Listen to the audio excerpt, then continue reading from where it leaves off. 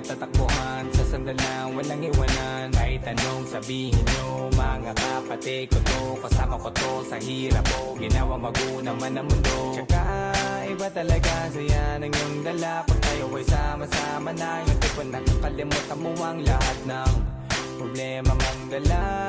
Basta ganun na nga, pag tayo kompleto na, mas masaya, diba? Gusto ko kasama kayo sa kulitan, sarap walang iwanan. At kahit na minsan nagkakaroon man tayo ng hindi pagkakaunawaan, tampuhan at galit, awayan, pag-usapan na lang sa tagayan. Di makatiis pag nakitang nakangiti, abiran wala na yan. Sabay halakhakan at palakpakan kahit na walang nakakatawa. Ganyan kabaliw pag magkakasama, mapatingin lamang sa bawat isa. At bukod pa sa samahan natin na sa kabila ng mga pagsubok ka sa makita nararanasan, mas masaya lagi basta tara na.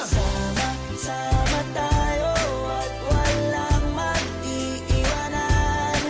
Kung may problema, tayo lang, di naman ang magtutulungan. Di pwedeng may maiiwan, lahat kasama pag may kasiyahan. Kaya't sama tayo na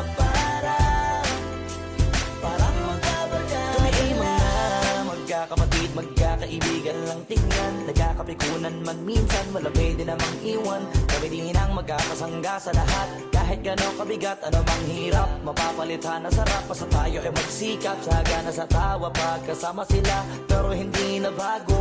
Walang kasing saya, kaya sa kanila kompleto na. Kung may kapatid ka na, may tropa pa, hindi kotang-kota na. Wala na kung mahihiling sa kanila pa lang ay sobra na.